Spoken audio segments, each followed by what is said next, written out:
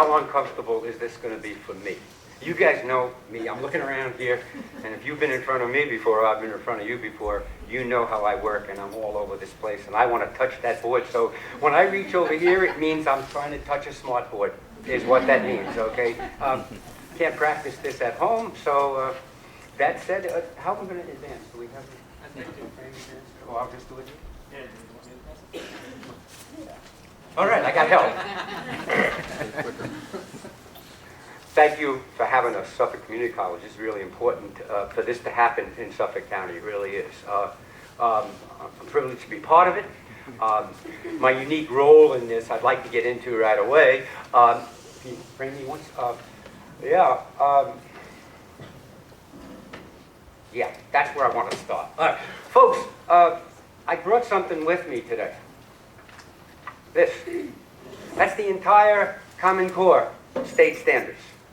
Thought that was a nice tool to have with me today, meaning all that we're going to talk about for the whole day, and all those documents that we read, and if I mentioned the word modules early, the thickness of them, imagine all that's come from this, Common Core state standards, right? Really remarkable when you think about what it's caused. To me, it's been remarkable being part of this journey. Let me give you just a quick background. I'm a 30-year teacher from Brentwood. All right, after that, thought I was out of education. In 2007, I was invited back into education because no one remembered how to teach geometry. So I was one of those people who taught geometry back in the 70s. So invited back into this to teach geometry. So that's how I started. And I guess the next juncture I'd mention is in 2010, this very exciting thing was happening. Give me a frame. I'm not sure if my frames are... Yeah, in 2010, something very exciting was happening around the country. It was called Common Core Mathematics. And I started going to whatever I could to hear about this. It seemed like a very refreshing new thing going on. Clear data in our country that we were in trouble, and people starting to understand that we were in trouble. The governors and the government both saying, hey, this document is worth looking into. And then conventions in nice places. So Larry started going to conventions in nice places and finding out about this thing called Common Core. A very refreshing message, really, folks. I mean, I remember in Atlanta someplace and me hearing that kids were finally going to learn mathematics instead of regurgitate memories and things like that, you know, those positive messages. And I'm going to mention a problem because it's probably going to bring back fond memories. You remember that McDonald's problem? I'm looking back, Paul. Yeah, Paul remembers it. There was a famous problem that we were using in Common Core called the McDonald's problem. And that problem sort of showed what Common Core was going to do and what Common Core was about. And that McDonald's problem was such a happy problem. And people that were doing it said, wow, this is what math's going to be about. And that's kind of how it started. So my background was there in 2010, kind of like in Common Core. Right place, wrong time, wrong place, right time. Here's what happened next. New York adopted the Common Core. And Larry Farrell had about this much knowledge of it, but that was more than anybody else. So I was hired by BOCES to go to Albany and become one of the founding members of this thing called the Network Team Institute. So that goes back to 2011, kind of how we got it to New York, and that's how I got here, is through that institute and then the development of everything that happened since. I don't know if that's expertise, but it is being there.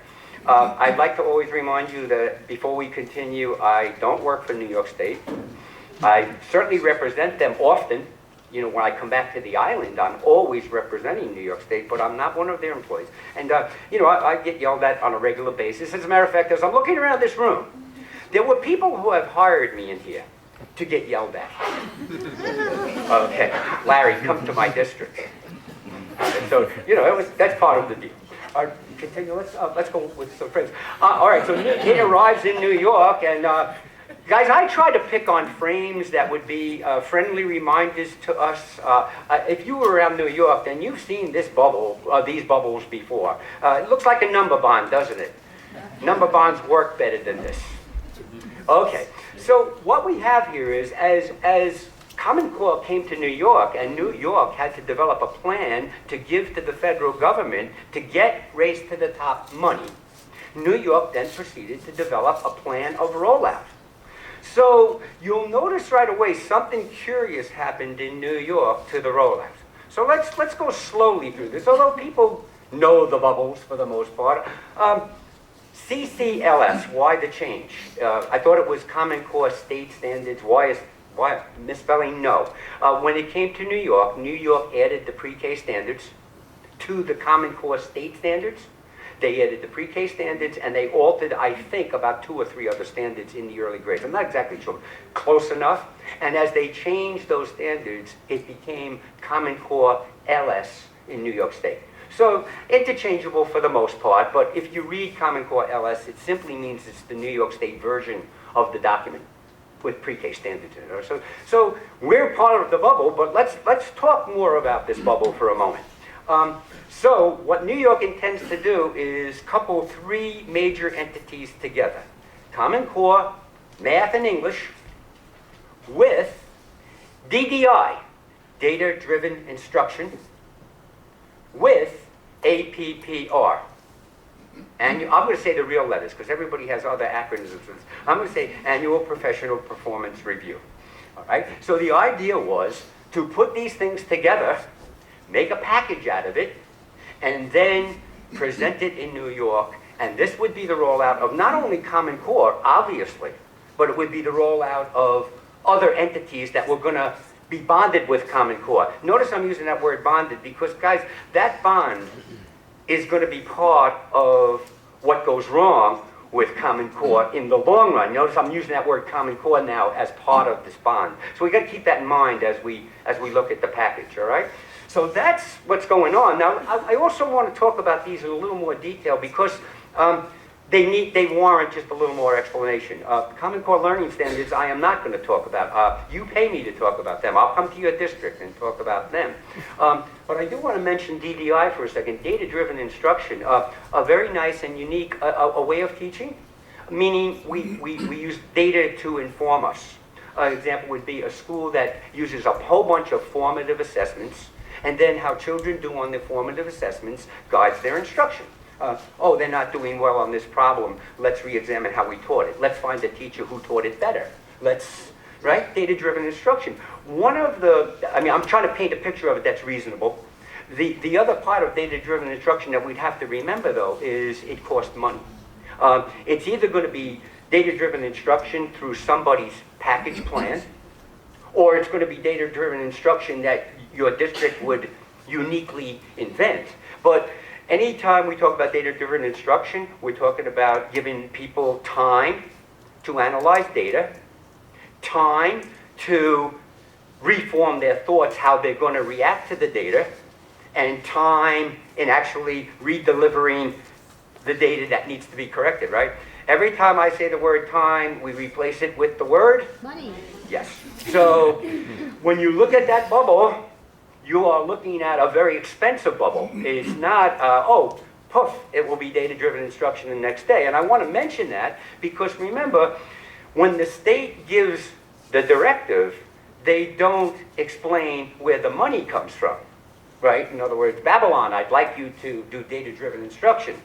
Babylon, I don't know where you're going to get the money, but you see what I mean. So you got to keep that in mind as we look at some of the discontinuities along the way.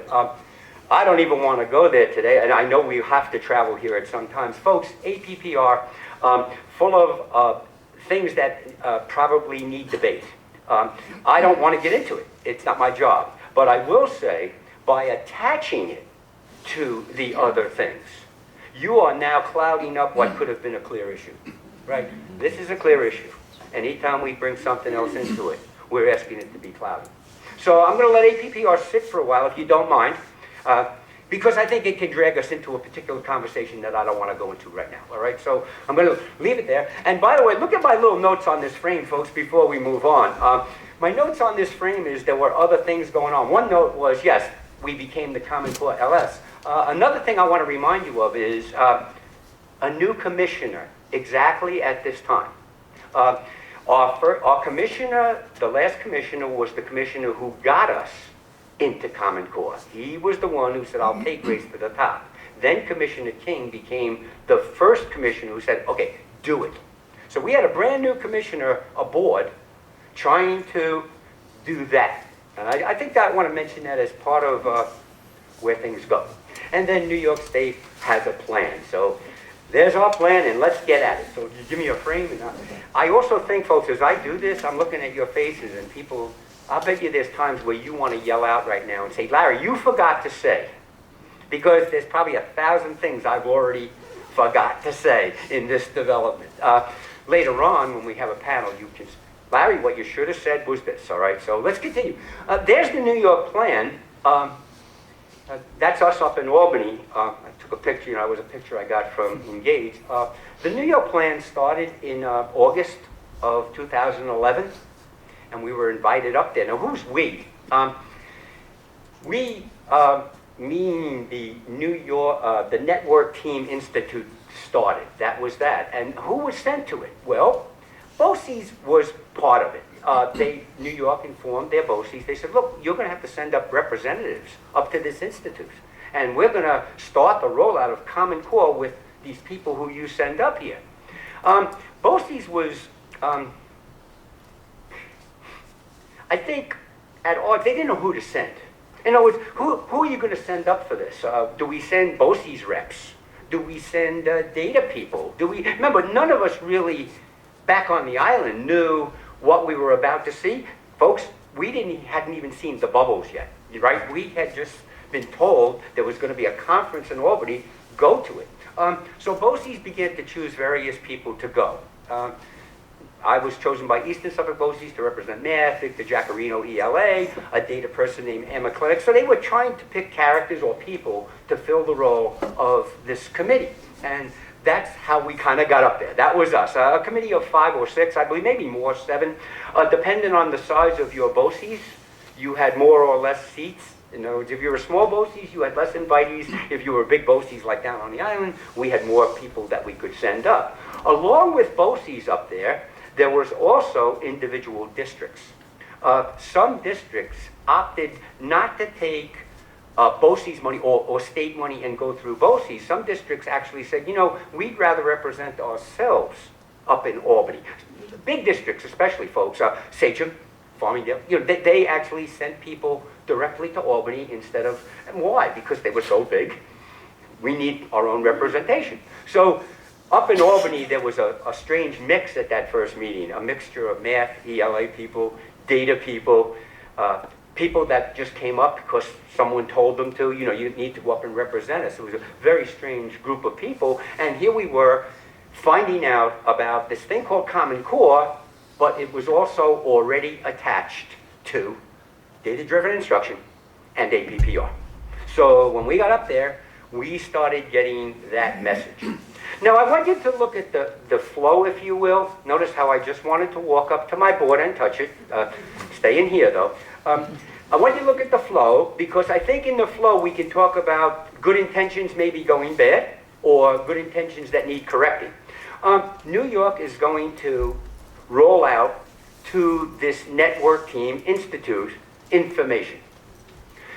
The Network Team Institute, who's made up of BOCES reps or school districts, is then going to go back home and re-roll out that information, turnkey it, if you will, to various entities. I think the one box that I like to point to up there, folks, is the transition box between BOCES and schools. You'll notice the word inquiry team. I would venture to say there's people in front of me here who never heard that word, because that word became the bane and one of the critical areas where this thing broke down. Folks, the intention was this. People from BOCES were coming back and presenting, or people from districts were going back to presenting. New York's theory was each school, I didn't say each district, I said each school would have an inquiry team developed. On that inquiry team, there would be teachers, there would be administrators, there would be a parent, there would be anybody who would be an interested party, if you will. So the idea was people coming back from New York through BOCES or districts we're going to meet with these inquiry teams. Now, just think of logistics for a moment, folks. An average sized district, a middle country. How many schools you got? About 12? 14? Inquiry team from each school, right? I mean, that's their intent. That's the intent here. Each school sends an inquiry team. All right, so now think about how it was going to work. These inquiry teams were then going to hear from BOCES a turnkey message, or they were going to hear it from a district. Then the inquiry team was going to be the team that in fact informed their school. So it would go from the inquiry team to the school, and then the school would obviously inform teacher/parent about the rollout. Okay? So now what you have here is, that's New York State's plan, that's the roll down plan, if you will, based on a couple of critical entities, especially the inquiry team and especially the schools. All right, now, let's talk about other issues while we're still in that flow. New York gave some money for this to happen. Let me hold up my finger about how much they offered, meaning district people will say, New York gave me enough money to send people to one meeting. Then I was out of money. You see what I mean? And if you think about what was going to be necessary here, just think of logistically money and time that was going to be necessary to get these inquiry teams. We should pick on a district just to talk about what that would have looked like in terms of money. As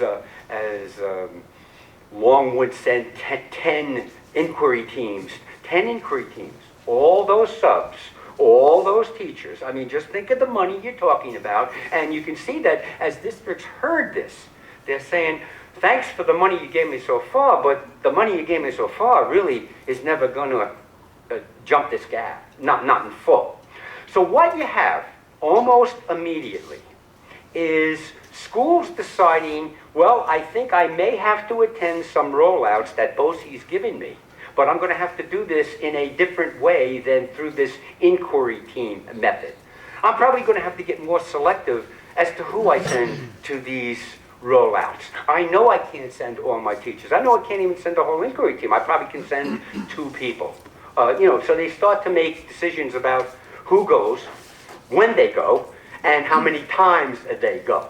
So I think what you're looking at in the New York State plan is good intentions, but somewhere down in that area, this thing isn't going to work so well, because unless districts can really afford and keep doing this, we're going to have some breakdowns. All right? And those breakdowns happened real early, by the way. I would say the concept of inquiry team, as I know it, by 2012, 2013, I think the term and the use of it was kind of gone. I mean, you'd still hear maybe some districts talking about it. I think Emma was still doing some data-driven things through inquiry teams, but it really lost the whole impetus where it's going to be important. You know what I mean? So we lost that part of it somewhere along the way. And it also explains why some districts would be way ahead of others in terms of where they are in Common Core education.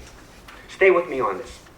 If I was a district who committed to this because I had either a small district that had the money or a big district that just said, look, we're just going to take what you're finding in the rollout is some districts jumping into the rollout wholeheartedly, some districts giving it near and staying back, and then some districts pretending it was all going to go away. So, we have that rollout of districts. So right there, you can see that, sure, we have a district on Long Island who's been doing Common Core since 2012. Folks, I've been in that district. We have districts that really started this rollout way back when. If you talk to them today, they go, we're not being introduced to this, we're working in it. We have districts that started a year later, and we also have districts who started last week. And there's reasons for those things too, so let's stay with that. Shoot me a frame ahead. I just want to look what's one frame ahead. I'm going to go back. No, go back. I didn't want to get there yet. I want to stay with this one more thought. Folks, the other thing that's happening here is obviously districts are making decisions. This is one district's deciding a full commitment, another district's deciding partial commitment, another district is deciding we're going to wait. The other factor that I want to talk about with districts is this. Hey, I'm in a district that just bought a packaged program that said Common Core on it, and why would I be worried about all this stuff when my district bought Envision's Go Math, Singapore Math, my mother's math, a curse, the module math. You get what I'm saying. In other words, some districts simply had something in place and said, why am I doing all this? I think I'm covered. Got my Common Core in place already. So they would not be particularly jumping into this overboard. Keeping my feet wet, looking into it, but not jumping. So I think that's part of why we're seeing districts on Long Island at different places. Different jumping in place. The plot thickens. Oh, one more frame. I'm sorry, I put it over there and I can't avoid it, and I want to talk about it in a moment. While the state was doing this, we also instituted that website called Engage New York. So that website called Engage became an entity. I'll leave it at that. I think Engage grows. I think over time Engage has gotten better. I can tell you that. I can remember the early days of Engage. It was just intolerable. I do respect the effort and what they have to do. I mean, folks, it's not just putting math on a website. That website is full of math and ELA and professional, so I mean, anybody, a website developer, talk about a challenge. To get that right and to get the search engines right and all, it's very, very difficult. New York offers it as another way of disseminating information to the people in the state. So we have that as well. That's kind of where it began and how the flow was intended. Later on during panel discussions, I'm sure we'll get into some of the other issues of what went right or wrong here. Now I'm ready, I think. The plot really thickens now, folks. This frame is where New York did something completely different than the other states that accepted race to the top money. New York now hires a company to write curriculum. Remember, this is not curriculum, right? Common Core. They hire a company to write curriculum K-12. Think about that. Hired a company that was going to write curriculum K-12. What experts? Write curriculum for a kindergarten. Write curriculum for a 7th grade. Think, wow. And a company gets the bid. The company that got the bid, interesting that their name originally I thought was a little bit insulting. Their original name, Common Core Inc. You named yourself after the document. I mean, really. Larry Farrell, math consultant, best in Suffolk County. It's just on my card, right? You shouldn't name your company Common Core Inc., right? Because you're not the writers of the Common Core. Anyway, that's the name of the company. They get the bid. They're going to write modules. That's where the word modules come from. They don't write units. They don't write chapters. They write modules. We make a clear distinction right now. People around the state constantly interchange Common Core and the word modules. Constantly do that. People will, I don't like the size of the Common Core lessons. Well, Common Core didn't give you any lessons. Oh, I mean those module things. Okay. You mean a curriculum that was developed from this, correct? But they're not the same, right? Common Core is this, and the modules are curriculum. So we get started. They get the bid and they're writing curriculum. So let's just talk about the company for a couple of minutes. First of all, fledgling company, when we met them up in Albany, they were not a big company. You're meeting, it's interesting, you're meeting the head business person from the company. But they did have an interesting conglomerate of people. They had some really good mathematicians working for them, and they had some name players. I met Jason Zimba when I was up there, and we were using Jason Zimber as one of their name players. They were using other people the same way. So they did have people in place that would at least have some credibility in the writing. Okay, I'm thinking Jason Zimber. Scott Baldridge, the head mathematician, a known mathematician in terms of education. Robin Ramos, a teacher from the Barrios who had already written articles on how to teach kids in need. So they had people on their staff who certainly had credentials and probably understood what Common Core was going to be about. And then what they didn't have, they were going to hire because New York State just gave them a bundle of money, right? So anybody you didn't have, now you could go hire. So they started hiring people to develop these things called the modules. Now let's talk about the modules just for a second. They are built clearly on the progression documents. Anybody, there's a clear familiarity. If you read the modules, if you're looking at module lessons, you'll say, where did I read this before? Where did I see this before? And the answer will go back. Their work was taken from the progression documents written by the writers of the Common Core. And you can see it throughout their modules. Why? Because they had to guarantee New York State that their work would be approved by the Common Core writers. So of course you're going to use their work if you want approval. So we have a company that's writing curriculum now, and it's staying very close to progression documents, but it has a very different look. If you've looked at a module, which I know you all have, imagine a person picking up a lesson for the first time in their life, and it starts with T. Open up your book to page 3. S. Okay, teacher. T. Why don't we do this problem? What do you see what I mean? A scripted lesson with a T and an S and a T and an S. And any teacher worth their salt's first reaction was, what, are you kidding me? I will not do scripts. You know, we had this reaction to a layout, if you will. A reaction to a layout. A different look at lessons. Their lessons have parts that they want to happen each day. There's logic behind their parts. There's thought behind their parts. Their coherency is great. I mean, they certainly know how to be coherent as they go from grade to grade, certainly aware of that. And their level of, the depth of thought, I think, is fine. A very different look at math, and you got to remember when people started looking at this, if you weren't trained well, you'd almost have to go back a frame now. But think about it. If I looked at a module and I hadn't been to the right BOCES training, what would that module have looked like to me? Right? You would have looked at it and go, whoa, what's this about? So again, here we go. Roll out, but I'm not sure that everybody is on the same page.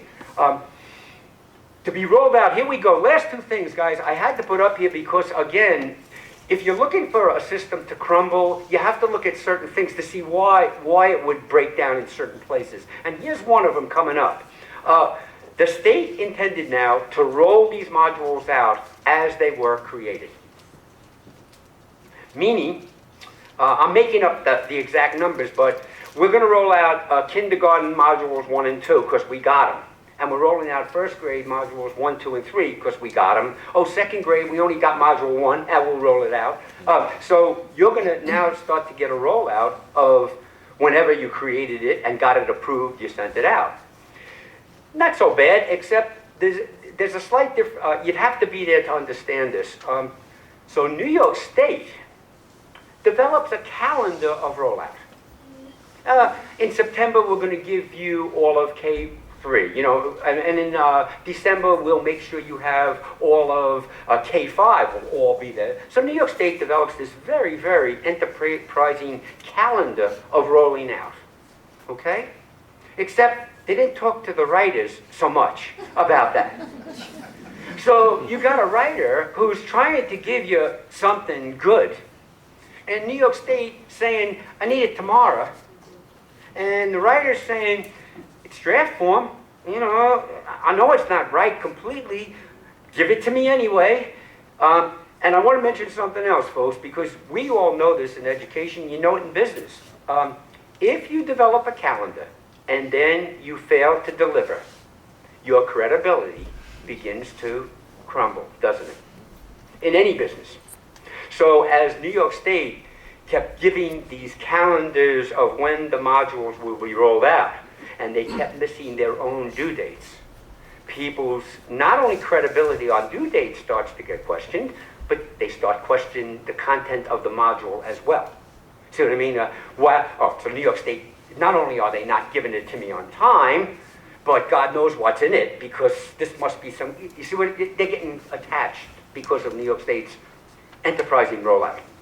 And I want to mention that because I think it, again, becomes part of why some district would opt not to be a module district, and another district would opt to be a module district, you see, because of these background facts going on. That's what we got from the modules. That's what's out there today. We are done with that facet of it. All the modules have been developed, at least as far as the company is going to give them to us. They have delivered what they promised as far as the product. The product is now being examined. I will share with you that the product itself has a good word when it's being evaluated both by the tri-state rubric and also by impartial companies that evaluate curriculum. So that the modules are getting a very good mark when it comes to curriculum that actually addresses the Common Core. And that's just, you have to go online and find that. I'm not trying to opinionate that. I want you to look that one up yourself, all right, because that's an important one. If we could. I'm watching time. Yes, guys, I'm watching time, and I can close it up. All right, so what happens is that what I've kind of created now puts us at an awkward position in New York State, if you think about it. New York State, after they adopted the modules, every time you went up to New York State, you were being trained on the modules. So when Larry went to New York State from 212 on, every time I went there, hey, you want to see what's great about Module 3 in grade 5? Yes, I do. You want to see about math, algebra and chem? I want to see it. See, but it was all module training. When I come back to Long Island, I'm coming back with module information. But your district isn't in the modules yet, right? I mean, think about what's happening now. Coming back with module training only from New York State. Districts are still sitting there with a program, an Envisions program, or some other program, and they're saying, how interested am I in this thing? How much money am I going to invest in this? I got to send teachers to these things. So, you know, this is part of where the state and the districts begin to really separate, really drift apart, right? State is thinking they're doing a great service by rolling out the modules in total detail. I mean, anybody that's been up there, we clearly understand the interworkings of the modules. Back on the island, I'm not sure people really understood the shifts. Yeah, they're back there and we're into modules. So you see what I mean? I think there's this gap, it grew further and further and further apart. And as that gap grew further and further and further apart, down at this end, people couldn't come up with the proper answers for teachers and parents. And when the district can't come up with the proper answers for districts and parents, it's yours. Here we are.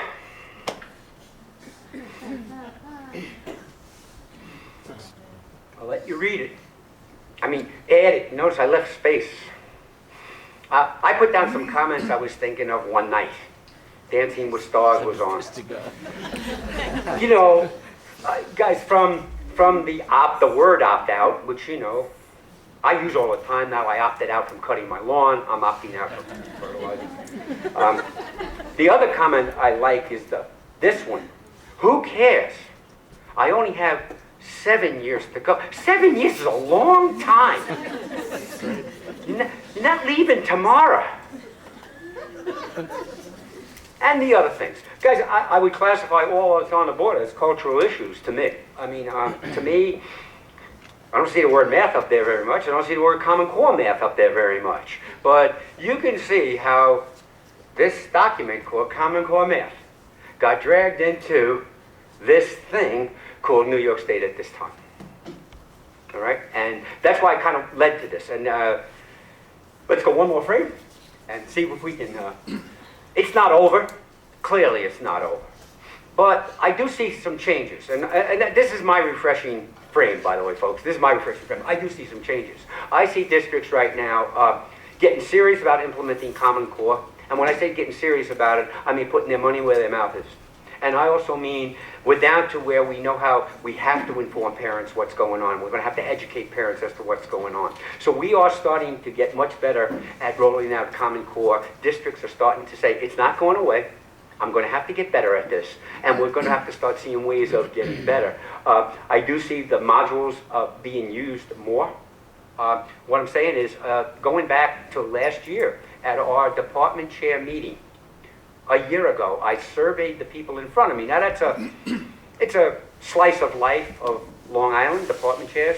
About 1/3 of the districts were using modules, and about 2/3 of the districts were still using other sources.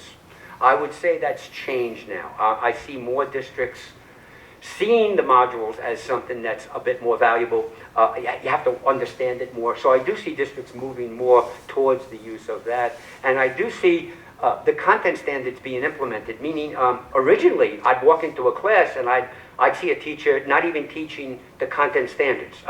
Where'd you get that from? Well, I like teaching clocks, so that's what I'm doing. You know, they would be, I do notice these days the content standards are clearly what's being addressed. All right, so that's refreshing. We do have the content standards being addressed. I'm not sure the practices are keeping up with the standards being changed, and that's something we're going to work on. One more slide. I'm watching the time, folks. Look, I like this slide because I never get a chance to do this.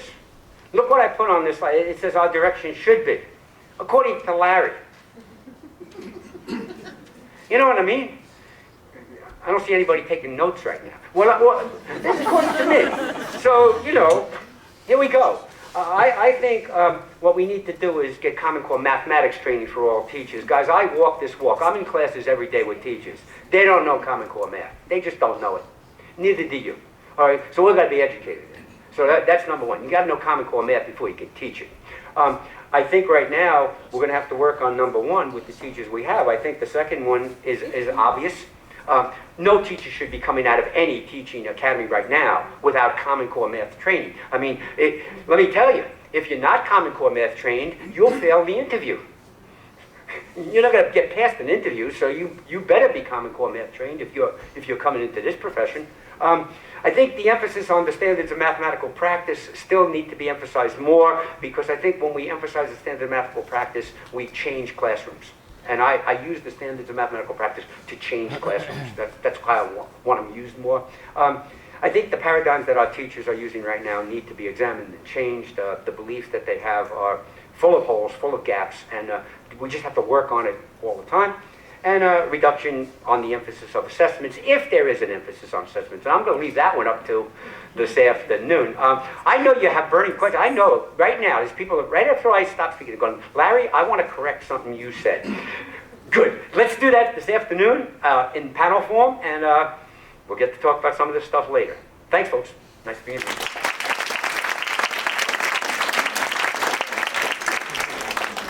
Yeah, do you know this? Oh, yeah, you do.